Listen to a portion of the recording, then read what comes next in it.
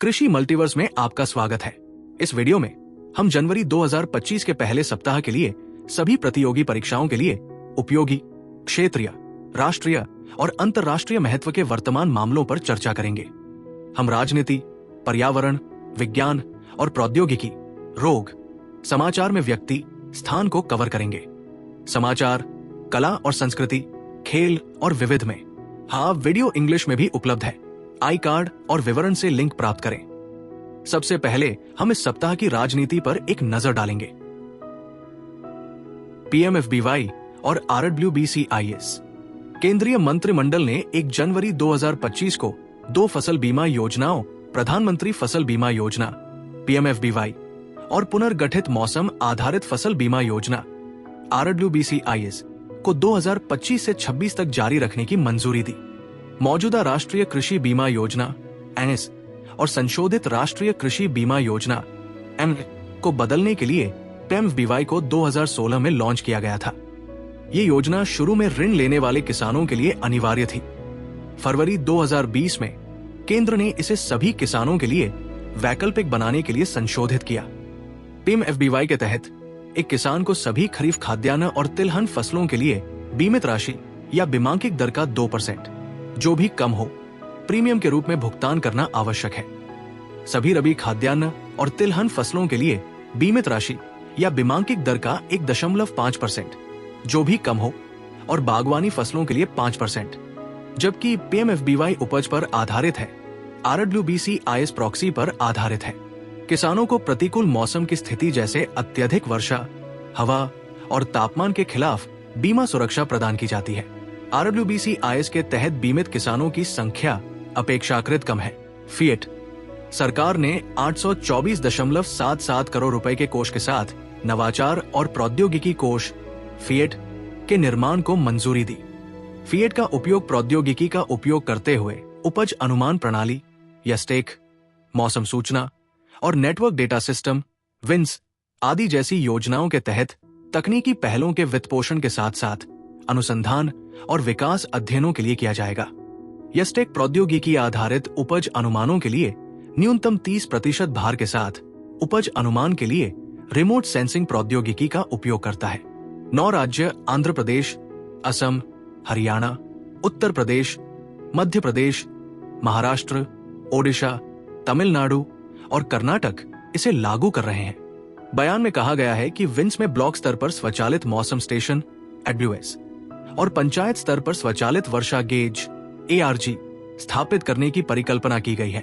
Wins के तहत hyperlocal मौसम डेटा विकसित करने के लिए वर्तमान नेटवर्क घनत्व में 5 गुना वृद्धि की परिकल्पना की गई है। इस पहल के तहत केंद्र और राज्य सरकारों द्वारा केवल डेटा किराए की लागत का भुगतान किया जाएगा। सुशासन सूचकांक। केंद्र ने सुशासन सूचकांक 2023 को जारी नहीं करने का फैसला किया है, जो राज्यों और केंद्र शासित प्रदेशों की द्विवार्षिक रैंकिंग है, जिसे सुशासन सप्ताह 19 दिसंबर से 25 दिसंबर के दौरान जारी किया जाना है और अब 2025 में अगला संस्करण प्रकाशित करने की योजना बना रहा है। इसे 25 दिसंबर 2019 को दिवंगत प्रधानमंत्री अटल बिहारी वाजपेयी की जयंती पर लॉन्च किया गया था, जिसे सुशासन दिवस के रूप में मनाया जाता है। सूचकांक में कृषि, आर्थिक शासन, सार्वजनिक स्वास्थ्य और नागरिक केंद्रित शासन सहित विभिन्न क्षेत्रों के 50 से अधिक संकेतक शामिल हैं। तमिलनाडु और गुजरात को क्रमशः 2019 और 2021 की रैंकिंग में बड़े राज्यों में पहला स्थान मिला। अब हम पर्यावरण क्षेत्र में नवीनतम विकास पर एक नजर डालेंगे। 2024 भारत का सबसे गर्म वर्ष रहा।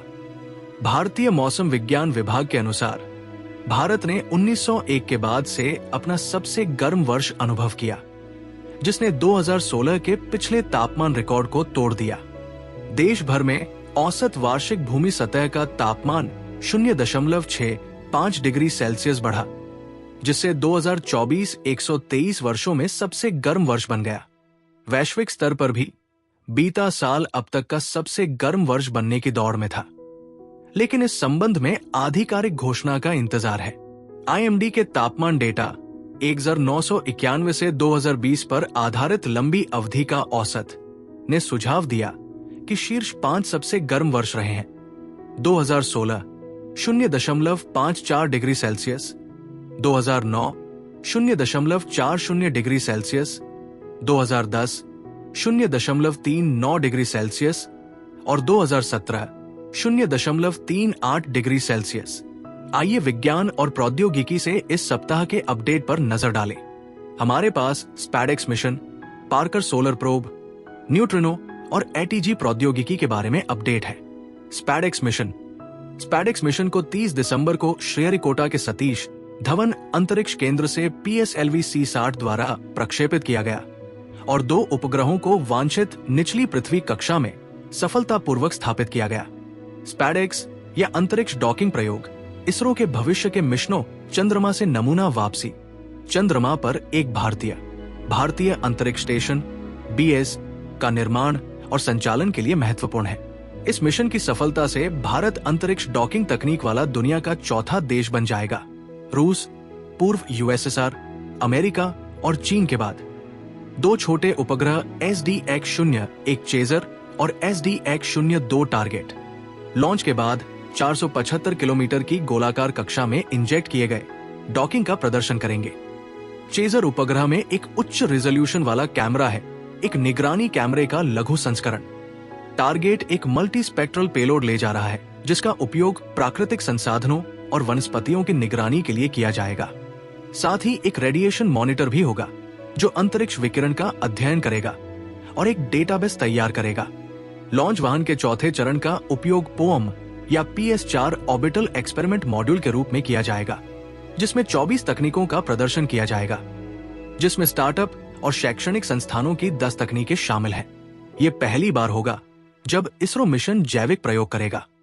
क्रॉप्स ऑर्बिटल प्लांट स्टडीज के लिए कॉम्पैक्ट रिसर्च मॉड्यूल प्रयोग में बीज के अंकुरण और 2 पत्ती की अवस्था तक पौधे के पोषण को देखा जाएगा। पार्कर सोलर प्रोब नासा के वैज्ञानिकों ने शुक्रवार 28 दिसंबर को घोषणा की कि पार्कर सोलर प्रोब सूर्य के अब तक के सबसे करीब पहुंचने के बाद भी जीवित रहा। 2018 में लॉन्च किया गया पार्कर सोलर प्रोब को नासा के लिविंग विद ए स्टार कार्यक्रम के हिस्से के रूप में सूर्य पृथ्वी प्रणाली के उन पहलुओं का पता लगाने के लिए विकसित किया गया था जो पृथ्वी पर जीवन और समाज को सीधे प्रभावित करते हैं। इसे सूर्य के ऊपरी वायुमंडल, जिसे कोरोना के नाम से जाना जाता है, का अवलोकन करने के लिए डिजाइन किया गया है और इसमें 4 उपकरण सूट है। न्यूट्रिनो वैज्ञानिकों ने उच्च ऊर्जा वाले न्यूट्रिनो का पता लगाने के लिए भूमध्य सागर के नीचे दूरबीनें तैनात की हैं, जिन्हें भूत कण भी कहा जाता है। ये 2 दूरबीनें क्यूबिक किलोमीटर न्यूट्रिनो टेलीस्कोप या किलोमीटर 3 नेट का हिस्सा है। ये दूरबीनें आइस क्यूब न्यूट्रिनो वेधशाला की तरह ही है, जो गहरे अंतरिक्ष से उच्च ऊर्जा वाले न्यूट्रिनो का पता लगा सकती है। लेकिन ये पानी में होने के बजाय अंटार्कटिका में जमी हुई बर्फ के नीचे है। न्यूट्रिनो छोटे कण होते हैं जो इलेक्ट्रॉनों के बहुत समान होते हैं, लेकिन इनमें कोई विद्युत आवेश नहीं होता। ये सूक्ष्म उपपरमाण्विक कण होते हैं जो शायद ही किसी चीज से संपर्क करते हैं। इन्हें पहली बार 1959 में खोजा गया था। हालांकि इनके अस्तित्व की भविष्यवाणी लगभग 3 दशक पहले 1931 में की गई थी। किलोमीटर 3 नेट भूमध्य सागर में एक गहरे समुद्र में शोध करने वाला बुनियादी ढांचा है, जिसमें कम से कम 1 क्यूबिक किलोमीटर की मात्रा वाला न्यूट्रिनो टेलीस्कोप शामिल है। ये न्यूट्रिनो का अध्ययन करने के लिए चेरेनको विकिरण का उपयोग करता है। एयर टू ग्राउंड ATG तकनीक एयर इंडिया ने अपने बेड़े में चयनित विमानों द्वारा संचालित घरेलू और अंतर्राष्ट्रीय उड़ानों पर वाईफाई इंटरनेट एक्सेस सेवाओं की उपलब्धता की घोषणा करके नए साल का स्वागत किया। इन फ्लाइट संचार प्रणाली ग्राउंड आधारित सेलुलर टावरों पर निर्भर करती है, जिसे आमतौर पर एयर टू ग्राउंड ATG तकनीक और सैटेलाइट आधारित कनेक्टिविटी के रूप में जाना जाता है। दोनों के लिए विमान पर विशेष एंटीना और अन्य उपकरण लगाने की आवश्यकता होती है। अब आइए कुछ बीमारियों पर नजर डालते हैं जो इस सप्ताह चर्चा में रही। HMPV चीन में HMPV से होने वाली सांस की बीमारियों के बढ़ते मामलों की रिपोर्ट के बाद केंद्रीय स्वास्थ्य मंत्रालय ने एक संयुक्त निगरानी समूह का गठन किया है और विश्व स्वास्थ्य संगठन से समय पर अपडेट मांगा है। HMPV या मानव मेटान्यूमोवायरस RSV के समान है, जो एक सामान्य रोगजनक है जो सामान्य सर्दी का कारण बनता है और खांसी, बुखार, बहती नाक और गले में खराश जैसे लक्षणों का कारण बनता है। ये कभी कभी बहुत छोटे और बुजुर्गों में निमोनिया जैसे अधिक गंभीर लक्षणों का कारण बन सकता है। नोरोवायरस। पेट के संक्रमण नोरोवायरस ने संयुक्त राज्य अमेरिका में चिंता पैदा कर दी है। भारत में नोरोवायरस ने पहले केरल में लोगों को प्रभावित किया है, हालांकि अमेरिका की तुलना में बहुत कम पैमाने पर। नोरोवायरस एक अत्यधिक संक्रामक वायरस है, जिसे कभी कभी विंटर वोमिटिंग बग भी कहा जाता है। यह दूषित भोजन, पानी और सतहों के माध्यम से फैल सकता है। इसका प्राथमिक मार्ग मौखिक मल है। यह डायरिया पैदा करने वाले रोटा वायरस जैसा है और हर आयु वर्ग के लोगों को संक्रमित करता है। बीमारी का प्रकोप आमतौर पर क्रूज जहाजों, नर्सिंग होम, डॉर्मेट्री और अन्य बंद जगहों पर होता है। खबरों में व्यक्ति जिमी कार्टर, जो अमेरिका के 39वें राष्ट्रपति थे, का 5 जनवरी को प्लेन्स, जॉर्जिया स्थित उनके घर में निधन हो गया, कार्टर सेंटर ने घोषणा की। वे 100 वर्ष के थे।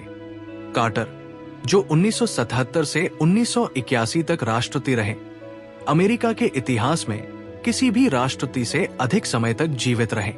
शांति वार्ता करने, मानवाधिकारों के लिए अभियान चलाने और सामाजिक कल्याण के लिए काम करने के लिए उन्हें 2002 में नोबेल शांति पुरस्कार से सम्मानित किया गया। उनके राष्ट्रपति कार्यकाल का सबसे महत्वपूर्ण क्षण मिस्र और इजराइल के बीच शांति समझौता था।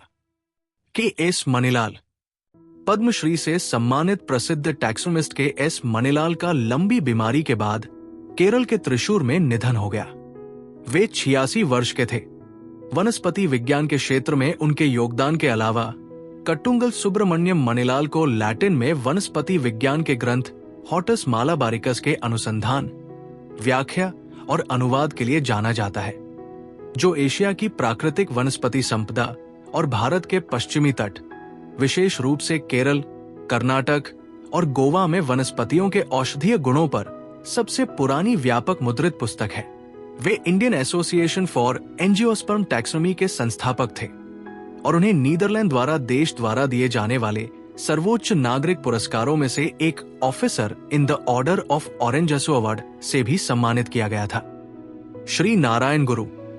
केरल में सत्तारूढ़ सीपीआई, एम और भाजपा अब श्री नारायण गुरु को लेकर आमने सामने हैं। श्री नारायण गुरु 20 अगस्त 1856, 20 सितंबर 1928 केरल के एक संत, दार्शनिक, आध्यात्मिक नेता और समाज सुधारक थे। गुरु की शिक्षाएं और दर्शन, जो पिछली सदी के शुरुआती दौर से चले आ रहे हैं, अद्वैत वेदांत के नाम से जाने जाते हैं। ये अद्वैत का सिद्धांत है, जिसमें गुरु कहते हैं कि परम वास्तविकता या ब्रह्मा एकवचन और अविभाज्य है और व्यक्तिगत स्व या आत्मा इस सार्वभौमिक सार के साथ एक है। उनकी शिक्षाएं व्यक्तियों को भीतर की ओर मुड़ने, अपने दिव्य स्वभाव को पहचानने और सभी प्राणियों की परस्पर संबद्धता को अपनाने का आह्वान करती है। Doctor R Chidambaram. परमाणु ऊर्जा आयोग के पूर्व अध्यक्ष और पूर्व प्रधान वैज्ञानिक सलाहकार चिदम्बरम का 88 वर्ष की आयु में निधन हो गया। 1998 के परीक्षणों के दौरान थर्मोन्यूक्लियर डिवाइस हाइड्रोजन बम को विस्फोट करने का विचार काफी हद तक उन्हीं को दिया जा सकता है। समाचार में स्थान। पैंगोंग त्सो झील। 26 दिसंबर को पूर्वी लद्दाख में 14,300 फीट की ऊंचाई पर पैंगोंग त्सो झील के तट पर छत्रपति शिवाजी की प्रतिमा का अनावरण किया गया। प्रतिमा का अनावरण मराठा लाइट इन्फैंट्री के अधिकारियों ने किया। शीतकालीन 4 धाम सर्किट। उत्तराखंड सरकार ने 8 दिसंबर को शीतकालीन 4 धाम सर्किट का उद्घाटन किया, जिसका उद्देश्य राज्य में ऑफ सीजन सर्दियों के महीनों में पर्यटकों को आकर्षित करना है। 4 प्रतिष्ठित हिंदू मंदिर या धाम गंगोत्री, यमुनोत्री, केदारनाथ और बद्रीनाथ को सामूहिक रूप से 4 धाम के रूप में जाना जाता है। सर्दियों के महीनों के दौरान इन मंदिरों के पीठासीन देवताओं को कम ऊंचाई वाले मंदिरों में लाया जाता है। केदारनाथ का शीतकालीन निवास रुद्रप्रयाग के उखीमठ में ओंकारेश्वर मंदिर है और बद्रीनाथ का निवास चमोली में पांडुकेश्वर में है। शीतकालीन 4 धाम का उद्देश्य तीर्थयात्रियों को इन तीर्थ स्थलों की ओर आकर्षित करना है और इस प्रकार ऑफ सीजन महीनों के दौरान उत्तराखंड में पर्यटकों की भीड़ को आकर्षित करना है। कला और संस्कृति। ताकानाकोई उत्सव। ताकानाकोई नामक ये अनूठा वार्षिक उत्सव हर साल 25 दिसंबर को पेरू के कुचकों के पास चुम्बीविल्कास प्रांत के शहर में मनाया जाता है। प्राचीन परंपरा प्रीहिस्पैनिक चंका संस्कृति से विरासत में मिली है। कहा जाता है कि ये परंपरा समुदाय के सदस्यों के लिए संघर्षों को हल करने और नए साल की शुरुआत एक नए अंदाज में करने का एक तरीका है। मुकाबलों की निगरानी आमतौर पर स्थानीय अधिकारियों या समुदाय के बुजुर्गों द्वारा की जाती है ताकि ये सुनिश्चित किया जा सके कि वे नियंत्रित और सम्मानजनक रहें। झगड़ों के बाद त्योहार का एक महत्वपूर्ण घटक सामूहिक शराब पीना है, जो सुलह और एकता का प्रतीक है। तामू लोशर। नेपाल में गुरुंग समुदाय तामू लोशर मनाकर अपना नया साल मनाता है। गुरुंग भाषा में लोक का अर्थ वर्ष या आयु है और सर परिवर्तन को दर्शाता है। गुरुंग समुदाय के सदस्य दावतों और सांस्कृतिक कार्यक्रमों का आयोजन करके त्योहार मनाते हैं। खेल। विश्व ब्लिट्ज चैंपियनशिप। आर वैशाली ने न्यूयॉर्क के वॉल स्ट्रीट में साल के अंत में आयोजित विश्व ब्लिट्ज चैंपियनशिप के सेमीफाइनल में पहुंचकर कांस्य पदक जीता। जू वेंजुन ने फाइनल में लेई टिंगजी को हराकर महिला ब्लिट्ज का ताज जीता। वैशाली सेमीफाइनल में वेंजुन से हार गई थी और 2 चीनी महिलाओं से पीछे रह गई थी। पुरुष वर्ग में मैग्नस कार्लसन और इयान नेपोम्नियाची ने खिताब साझा करने पर सहमति जताई, क्योंकि दोनों खिलाड़ियों ने फाइनल में 2-2 गेम जीते और 3 टाई ब्रेक गेम ड्रॉ रहे। कोनेरू हम्पी। हम्पी को फिडे महिला विश्व रैपिड चैंपियन का ताज पहनाया गया। उन्होंने इस टूर्नामेंट में अपना दूसरा खिताब जीता। विजयवाड़ा की 37 वर्षीय खिलाड़ी ने फाइनल राउंड में इंडोनेशिया की इरीन सुकंदर को हराकर महिला विश्व रैपिड चैंपियनशिप जीती। हम्पी का ये दूसरा विश्व रैपिड खिताब है, जिसे उन्होंने 2019 में पहली बार जीता था। राष्ट्रीय खेल पुरस्कार 2024। मेजर ध्यानचंद खेल रत्न पुरस्कार किसी खिलाड़ी द्वारा पिछले 4 वर्षों की अवधि में खेल के क्षेत्र में शानदार और सबसे उत्कृष्ट प्रदर्शन के लिए दिया जाता है। खेलों में उत्कृष्ट प्रदर्शन के लिए अर्जुन पुरस्कार पिछले 4 वर्षों की अवधि में अच्छे प्रदर्शन और नेतृत्व, खेल कौशल और अनुशासन की भावना दिखाने के लिए दिया जाता है। प्रवीण कुमार, डी गुकेश, मनु भाकर और हरमनप्रीत सिन्हा को मेजर ध्यानचंद खेल रत्न पुरस्कार से सम्मानित किया जाएगा। मंत्रालय ने 32 अर्जुन पुरस्कार विजेताओं की भी घोषणा की। खेल रत्न विजेताओं को एक प्रशस्ति पत्र और एक पदक के साथ 25 लाख रुपए का नकद पुरस्कार मिलता है। अर्जुन पुरस्कार विजेताओं को नकद पुरस्कार के रूप में 15 लाख रुपए, अर्जुन की एक प्रतिमा और एक प्रशस्ति पत्र दिया जाता है। पुरस्कार समारोह 17 जनवरी को नई दिल्ली में आयोजित किया जाएगा। विविध 18वां प्रवासी भारतीय दिवस। त्रिनिदाद और टोबैगो की राष्ट्रपति क्रिस्टीन कार्ला कंगालू 8 से 10 जनवरी तक भुवनेश्वर में आयोजित होने वाले 18वें प्रवासी भारतीय दिवस (PBD) कार्यक्रम में मुख्य अतिथि होंगी। राष्ट्रपति कंगालू उन भारतीय बंधुआ मजदूरों के वंशज हैं जो 1800 के दशक के अंत में कैरिबियन द्वीपों पर गए थे। 1915 में महात्मा गांधी के दक्षिण अफ्रीका से भारत लौटने की तिथि 9 जनवरी को चुनी गई थी। चर्चा में आने वाले शब्द। जनरेशन बीटा ये वर्ष 2025 और 2039 के बीच पैदा हुए बच्चों के समूह को संदर्भित करता है। ऐसा कहा जाता है कि इस पीढ़ी के बच्चे जनरेशन जेड और जनरेशन अल्फा के बच्चों की तुलना में तेज होंगे। भारत के पहले जनरेशन बीटा बच्चे का नाम फ्रेंकी रेमरुअडिका जेडिंग है, जिसका जन्म मिजोरम में हुआ था। जनरेशन बीटा 2025 और 2039 के बीच पैदा हुए बच्चों को संदर्भित करता है। फ्रेंकी का जन्म 1 जनवरी 2025 को 12:30 बजे मिजोरम की राजधानी आइजोल के डर्टलैंग में सिनोड अस्पताल में हुआ था। इसके साथ ही हमने सप्ताह के महत्वपूर्ण करंट अफेयर्स पूरे कर लिए हैं। आइए मिलते हैं अगले वीडियो में ऐसे ही और उपयोगी और रोचक अपडेट के साथ। वीडियो को लाइक, शेयर और कमेंट करना न भूलें और अधिक जानकारी के लिए सब्सक्राइब करें। देखने के लिए धन्यवाद।